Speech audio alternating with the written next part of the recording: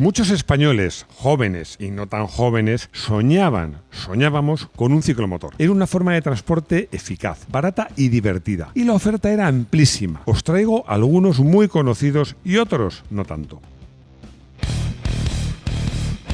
Vs a todos los moteros y motoristas. Por cierto, que yo saludo haciendo Vs así. Hay quien va en moto y pone la V al revés. A mí no me gusta. Me gusta, incluso cuando voy en moto, poner V. Pero bueno, vamos a hablar de cosas más interesantes, que son los ciclomotores. Pero antes de seguir, muchos os preguntaréis, ¿qué es un ciclomotor? Algunos pensaréis, bueno, pues un ciclomotor es una bici con motor. Me comentaba Rodrigo fuera de cámara que en Sudamérica, por lo menos en Chile, se llama bicimoto. Es que en realidad es eso, básicamente. En esencia es eso, porque sin entrar en detalles en cómo era la legislación, si os digo que tenía que cumplir los siguientes requisitos. 1. La cilindrada estaba limitada a 50 centímetros cúbicos, el peso a 50 kilos, la velocidad máxima a los 40 kilómetros por hora. Y los motores todos se anunciaban como 2 caballos, aunque que yo sepa no había limitación, pero tenían que llevar pedales útiles y practicables, es decir, que tenía que poder ser movido por pedales. Pero que me lo comentaba Rodrigo, estaban los pedales así porque lo pedía la legislación, porque llevarlo a pedales, además un cacharro de 50 kilos, era incomodísimo. Los pedales no estaban en un sitio cómodo, tenían una desmultiplicación porque si no era imposible llevarlo, no corrías nada. Pero el concepto, como os digo, era ese, tenía que llevar pedales, de ahí el nombre de ciclomotor. Con estas características nacieron infinidad de ciclomotores. En España, en Europa, en muchos países, porque eran relativamente fáciles de fabricar. Nacieron muchas, yo he elegido 10. Ojo, os advierto que he hecho un poco de mezcla, porque a veces hablo de marcas, a veces hablo de modelos, dependiendo de cada caso, dependiendo de las unidades fabricadas, en fin, lo he hecho un poco a mi aire, pero ahí van las 10 elegidas.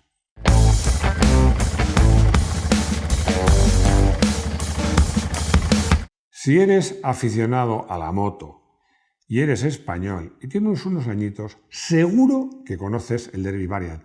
Es más, te diría que casi seguro que has probado uno. Es más, alguno de vosotros habrá tenido uno, porque se empezaron a fabricar en 1977. Y apareció para competir con los ciclomotores que tenían más éxito en ese momento, que eran los ciclomotores automáticos, pero además de rueda alta, como era el caso del Vespino y de los Mobilet, que son probablemente los que más se vendían en ese momento. Como todo lo que hacía Derby, eran modelos bastante sofisticados, tenían un chasis de chapa estampada. Una curiosidad, que era el eje del motor era coaxial al basculante, eso desapareció luego, pero a mí me parecía muy curioso. Tenía unas líneas muy modernas, bastante diferente a lo que había. El motor estaba inclinado 15 grados hacia adelante y luego además aparece muy pronto, en el año 78, un modelo de Variant que tuvo mucho éxito, que era el Variant TT.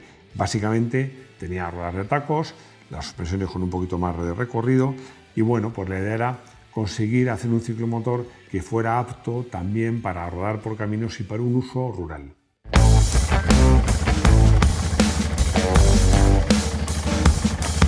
El Ducati Piuma, que en italiano como sabéis es pluma, fue un ciclomotor muy popular en Italia, pero que llegó a España de la mano de Mototrans. Tenía lo habitual, un motor monocilíndrico, 2 tiempos de 47 centímetros cúbicos, pero en el caso de esta Ducati alcanzaba nada menos que 4,2 caballos a 8.600 revoluciones y conseguía una moto que pesaba 47 kilos raspar los 80 kilómetros por hora. Como os podéis imaginar, todas estas cifras hubo que caparlas, hubo que recortarlas para poder homologarla como ciclomotor.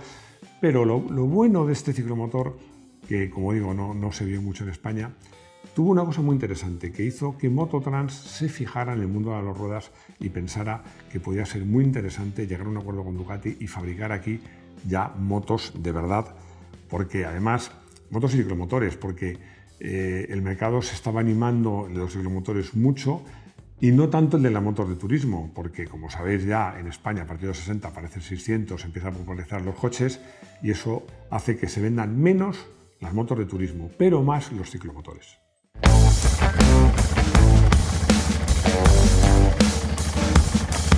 GAV era una marca española que estaba afincada en Eibar y que llegó a un acuerdo para fabricar bajo licencia en España las populares, muy populares en Francia, Mobilet, de las que por cierto hablaremos más adelante. Pero también desarrollaron modelos propios del mercado español como es esta campera de la que vamos a hablar en más detalle. GAP, curiosamente, era una empresa muy importante desde el punto de vista industrial, pero que nunca había fabricado ni bicicletas, ni motos, ni nada de eso. Había fabricado armas, estaba afincada en Éibar. Había fabricado armas y de ahí dio el salto a las bicicletas. Y de ahí dio el salto a los ciclomotores. La GAP era una moto que estaba pensada para utilizarse en terrenos rurales, porque en la zona norte de España había muchos caminos, había muchos lugares de trabajo y pues pequeñas granjas y tal que había que acceder por caminos. Entonces era una moto diseñada no para un uso lúdico como otras, para ir por caminos y pasártelo bien, no. Estaba diseñada como vehículo de trabajo y como tal tuvo un gran éxito.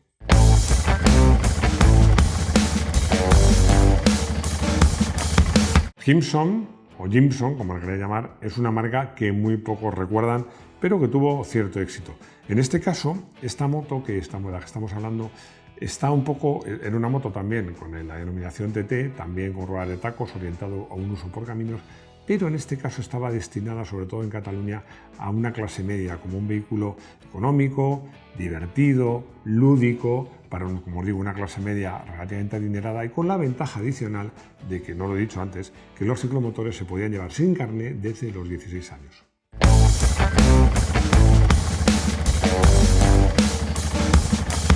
Esta moto prácticamente no llegó a España, salvo a Canarias, como sabéis, son unos privilegiados, pero se hizo muy popular en manos de turistas extranjeros, sobre todo en las zonas costeras. Además, la Monkey era la que equipaba el motor de 50 centímetros cúbicos, que, curiosamente, se trata de Honda, era un motor de 4 tiempos. Y fue una moto que para muchos se convirtió en un sueño. Lo más característico de esta moto, bueno, que era muy bonita, muy llamativa, tenía un chasis en T del que colgaba el motor. En unos mercados, o según la cilindrada, se llamó también Dual o ST y podía tener motores de 50, 70, 90 y 110 centímetros cúbicos con cambio manual o unos cambios muy particulares semiautomáticos de 3 velocidades.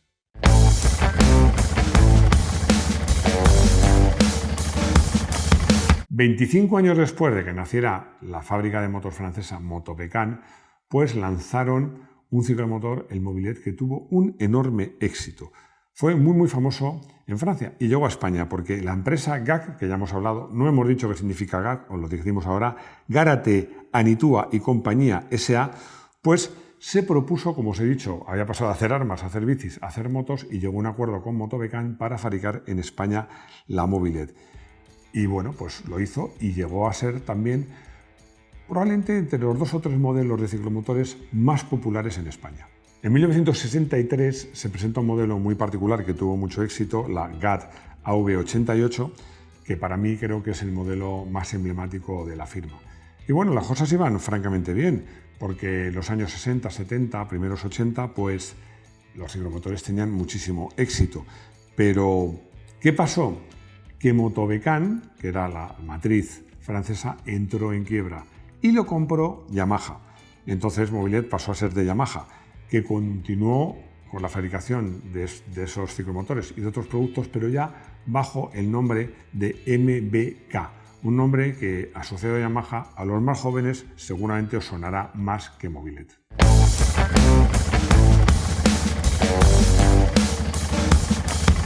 Motores y Vehículos S.A., que es lo que significa Movesa, pues fabricó en España a partir más o menos de los 60 los ciclomotores de la marca Peugeot, también franceses, como sabéis todos, y que bueno, pues eran también en Francia, habían tenido un enorme éxito. Además, como todos los ciclomotores, lo estoy comentando, eran vehículos que triunfaban en las ciudades como vehículos muy prácticos para el tráfico urbano, pero también en las zonas rurales como vehículo para moverse que no necesitaban carné y eran muy económicos. Bueno, la verdad es que las cosas fueron muy bien y en pocos años, en solo 3 años, prácticamente triplicaron las ventas y llegaron a fabricar muy pronto cerca de 70.000 unidades. Bueno, sí que os digo que en España Movesa S.A. sí que dirigió, a diferencia de lo que hemos hablado de otros modelos, también se dirigió más a un público juvenil, un público joven, y vendió sus motos como vehículos, sobre todo urbanos, prácticos y divertidos.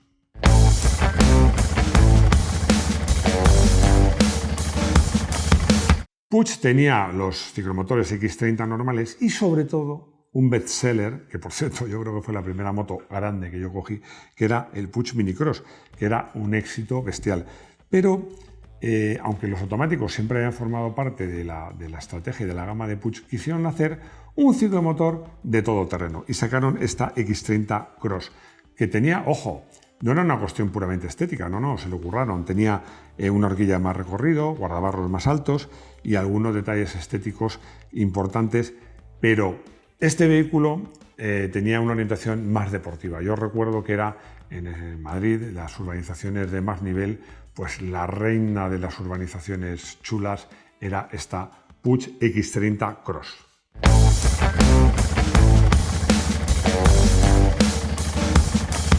En 1981 se presenta en el Salón de Barcelona un nuevo Vespino, tan nuevo que ni siquiera se llama Vespino, se llama Vale. Bueno, lo he incluido aquí, no voy a contar muchas características técnicas porque es prácticamente igual que el Vespino, solo que era más simple todavía y más barato. Lo he querido traer aquí porque yo tuve uno, porque recuerdo que después de que mi primer coche, que era el que le iba a comprar a mi hermano, muriese, no tenía dinero para comprarme un coche ni de lejos. Y entonces, ¿qué hice? Yo quería tener algo para ser independiente, moverme a mi aire, y me compré este Vale, que se fabricaba no solo en España, sino en Madrid. Fui a la fábrica a recogerlo a través de un amigo, me lo consiguieron con muy buen descuento. Bueno, la verdad es que me pareció una cosa muy modesta, pero muy práctica. Y además lo comentaba Rodrigo fuera de cámara. Es que una de las ventajas, que no lo he dicho a lo largo de este vídeo, de estos ciclomotores, es que ibas a la gasolinera, le cabían en el depósito, no sé, 3 litros, 4, como mucho 5, y te aburrías de hacer kilómetros. No gastaban nada. Bueno, ya se Vale, lo usé muchísimo hasta que por fin pude comprarme un coche.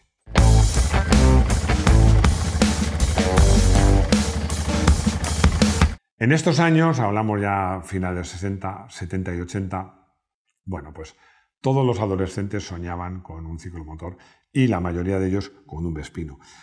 Lo importante que tiene Vespino es que a finales de los 60, pues Motovespa, que era la empresa que fabricaba bajo licencia Piaggio la Vespa en España, se da cuenta de que necesita un ciclomotor.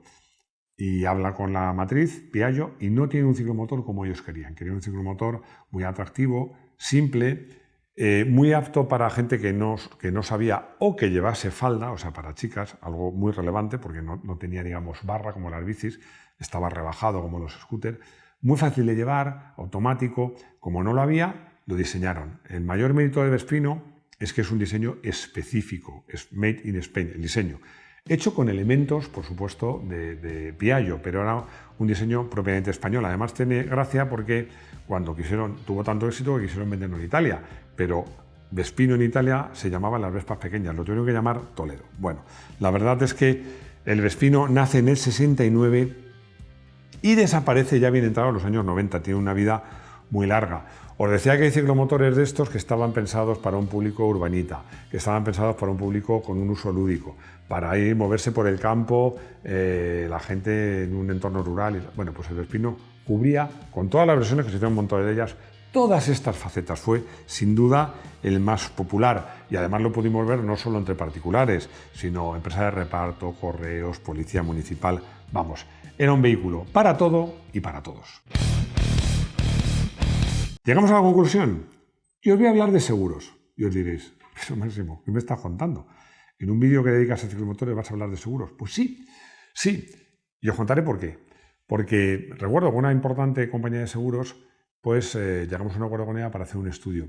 La idea era buscar cómo eran los conductores más seguros. ¿Cuáles eran? ¿Qué tipología era de conductor más seguro? Hablo de coches, no de motos. Bueno, de coches y de motos, pero de motos grandes.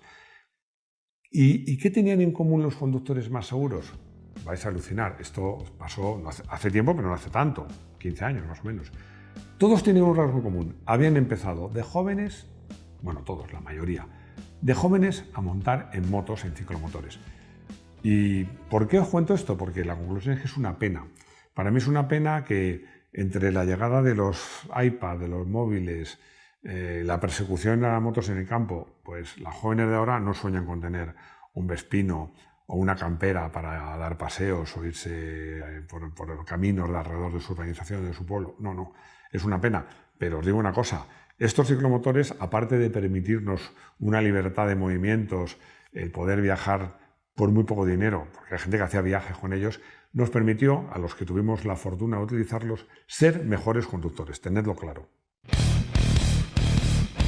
Bueno, la anécdota, claro, te voy a contar una anécdota que quiero que sea mía y de ciclomotores, tiene que ser con el Vale. Y bueno, pues es una anécdota muy sencilla. Ya os hemos contado y hemos insistido mucho en que estos ciclomotores, para ser ciclomotores, tenían que poder moverse en pedales. Bueno, yo me fui con mi ciclomotor, yo y mi chica, porque entonces se podían ir dos, no era ilegal, desde donde vivía a un sitio que había para que nos... 6 kilómetros, no había más. 6 u 8 kilómetros. Pero era una carretera que unía un barrio de dormitorio de Madrid con la Plaza de Toros de Ventas. Una carretera que tenía subidas y bajadas. Algún gracioso, llegamos a las tantas, pues me desconectó, puso la reserva y me quitó el que estaba a la vista, el macarrón de la gasolina. Total, que cuando llegué no tenía gasolina y no había ninguna gasolinera abierta, porque en esos tiempos era muy difícil de encontrar. Y yo pensé, bueno, pues voy a pedales. Bueno, no quiero contar ese viaje a pedales con el Vale, con mi novia detrás.